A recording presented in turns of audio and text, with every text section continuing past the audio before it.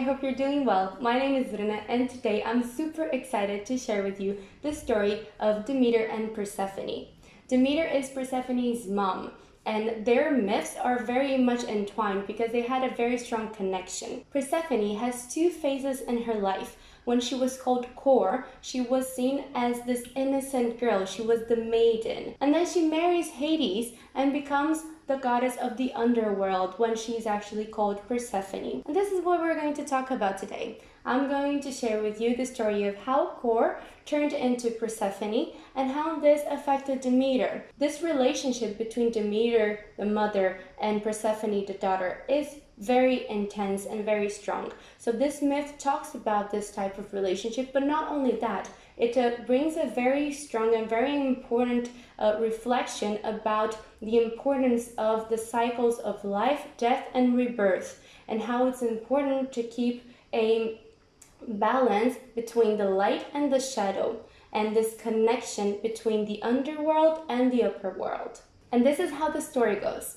Hades, the god of the underworld, fell in love with Kor. We have to understand that all the gods had relationships, many of them. They were sometimes married and had affairs like Zeus, or simply had many affairs all the time. But Hades was trapped in Tartarus. He was responsible for the dead. So imagine if you're a woman and you would like to marry someone, you wouldn't choose to be probably with the god of the underworld and be trapped in the depths of Tartarus for the rest of your life, right? So basically no one would willingly accept to marry him. He went to Zeus to ask the permission to marry Kor. However, Zeus was in a very delicate situation because in one hand, he could not deny his brother to get married with someone.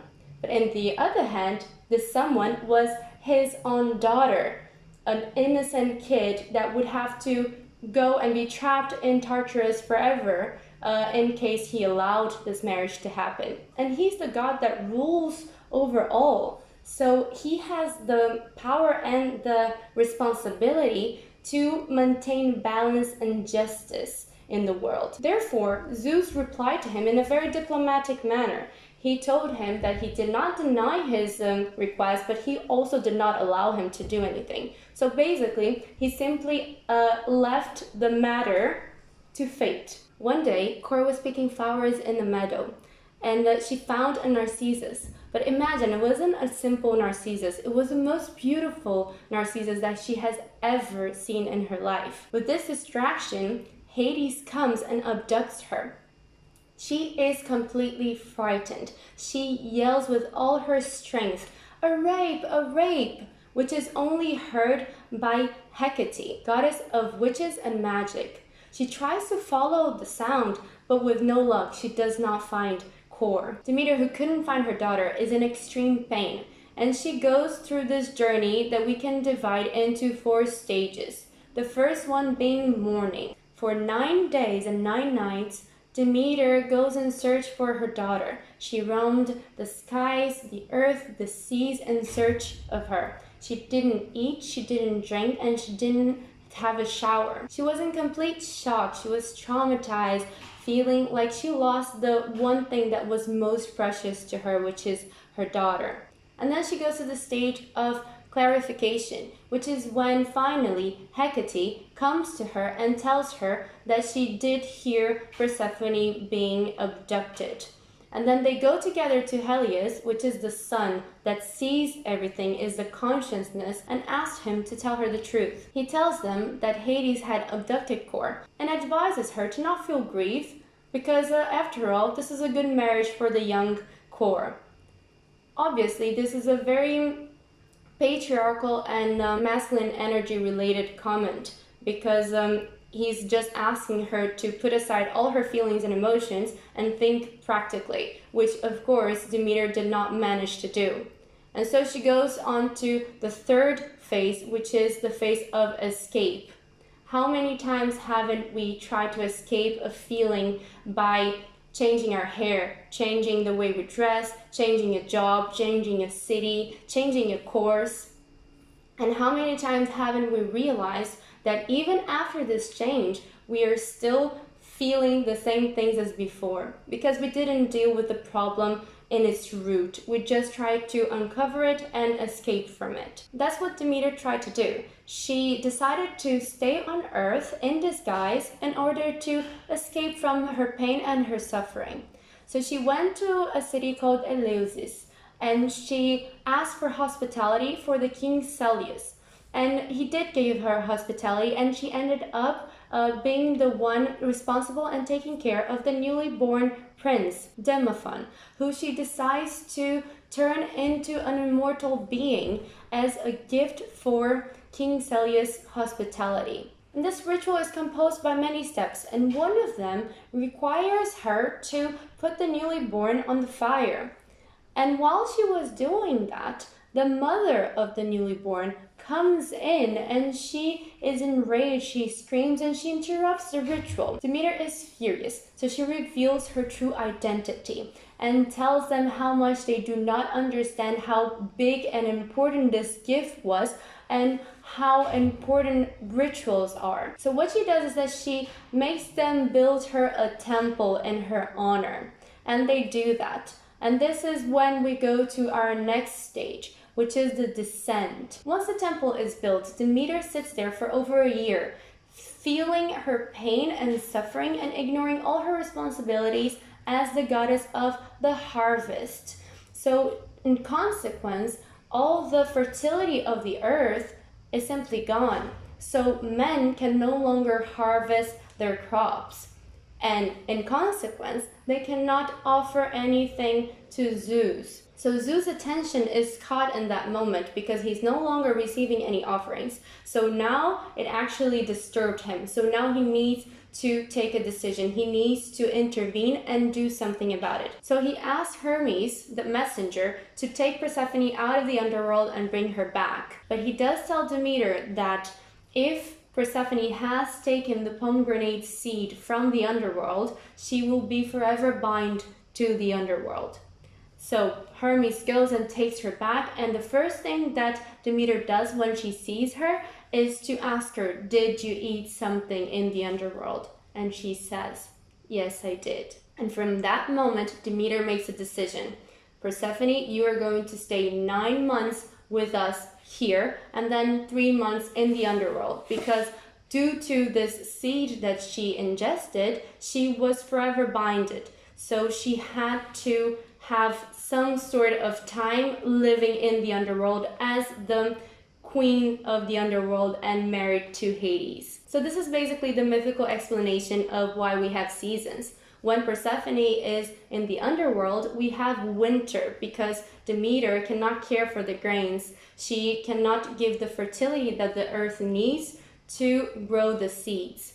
However, in spring is when Persephone comes back to Demeter, and she can again take the responsibility of allowing the earth to be fertile again. This myth is an allegory about getting to know our shadows, about going deep into our unconscious and going into our primordial feminine. There are many ways that one can descend into their own shadows and their own underworld. Imagine you're in a very bright place with lots of light, and then you yourself, you decide to turn off the light because you're ready. You're ready to see and meet your shadow friends.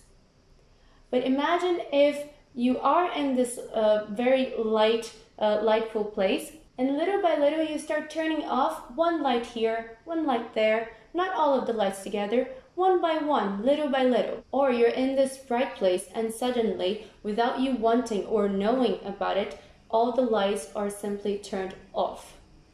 The first thing that you're going to feel is fear, because you were not expecting that. You didn't want that to happen. This is what Persephone felt like. She was the light. She was in the light, and she was the light herself. Because after all, her name, Persephone, means the one who brings light and carries the light to places that you cannot imagine. This is what her name means. And this is what she did. She did bring light into the depths of the profound Tartarus. So when you experience this forceful, abrupt, and violent descent, it can be very traumatizing, and you can feel a lot of fear because you were not expecting that and you didn't want that to happen. But the beautiful thing is that when we're in the dark, our eyes can adapt to the dark little by little. If we don't feel so frightened and we start letting our eyesight get used to all this darkness, we start seeing things. And in this psychological realm that we're talking about, we start seeing our inner critic in front of us, our inner perfectionist in front of us, the fear of our mother, or the anger we have towards our father. We start seeing what before maybe wasn't that clear for us, things that were always inside of us, but we never really realized how important they are and how much they actually influence us and throughout our whole lives, basically. But allowing ourselves to go down into our own inner world will enable us to actually get to know ourselves better and be in touch with this dark feminine that we have inside of us. You are connecting to your feminine energy and allowing healing to start. But in order to descend, we also need to have this something, this someone that will help us and guide us through our journey, so we can know that whenever we are too afraid or whenever we just simply want to go back to the light, we have this something or someone that will light up a torch for us and guide us back to light. So Demeter was this person to Persephone, the one who holds the connection for her to descend and come back in safety. And we can go deeper into understanding as well that this light that Persephone carries into the underworld can also be something that she inherited from her mother, and she brings this light and brings this balance to the underworld, which is dark, because after all, also Hades means the one who cannot be seen, and the reason that he cannot be seen is because where he lives there's no light there, so it's pure darkness, and in darkness we don't see clearly. So this combination couldn't be better, because it's the dark and the light that together brings the balance to the world. The way I see it is that Demeter lived for her daughter. Her name explains this as well. Her name means the Mother Earth, and Metra also means womb in Greek, which really also makes the connection with the fact that she identifies herself as the mother and the nurturer. So Persephone was an essential part of Demeter's identity. And once she was raped into the underworld, she was also forcibly, violently, and abruptly cutting off the umbilical cord that attached her to her mother. So Demeter was going through a pain that involves the empty nest, right? So not having the daughter living with her anymore, and also the fact that she could not identify with herself anymore. Who was she if not mother of Persephone? She needed to re-signify who she was and transform her relationship with her daughter in order to go on. We can see this clearly in mother and children relationship when the kids go off to college or they go live by themselves. And many mothers have a hard time going through this in different ways, obviously. And also the kids themselves also go through a hard time trying to become an adult and having to live the mother's protection. Because after all, the mother can no longer protect and influence the kid in the same way as before. So both of them have to put the effort into understanding that that phase in their life is completely gone, is basically dead, and a new one has to be born out of this. And to Demeter, because her identity was solely attached to this daughter, it was very hard for her to grow past this and understand the cycle of life, life, death, and rebirth. So she even tried to immortalize the newly born kid, probably, in my opinion, to try to recreate this same relationship that she had with Persephone, which obviously wouldn't be possible, and it wasn't possible because she needed to understand the cycles of life and respect it, and understand that each phase has its own time to grow, mature, and die again, only to be reborn in a different shape, in a different form. And it's incredible how Demeter only got what she actually wanted, which was to be reunited with her daughter, once she sat and was passive.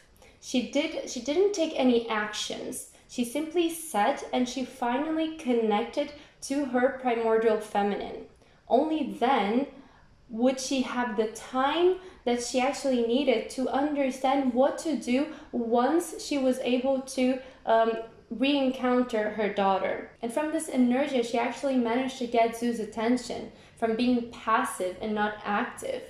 And this is very interesting because it was exactly the balance between the masculine and the feminine energy that she needed in order to complete all these stages that she went through her journey and reach a conclusion. And when she came to the moment of the conclusion, she was already ready to deal with it in the best way possible. She knew what to do. She knew how to transform her relationship with her daughter. She understood already the cycles of life, death, and rebirth. And so she meets life from a new state of being. And finally, the cycles of life are acknowledged and accepted.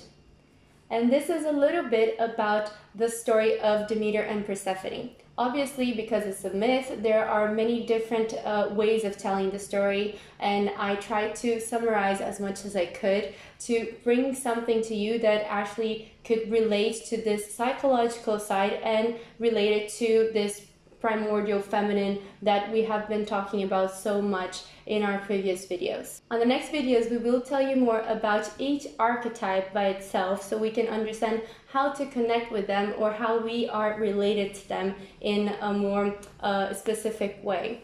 And I'm really hope that you like this story, that you like their myth, and in case you feel like this talks to you in any way, let us know in the comments below. Thank you so much for watching and see you next time.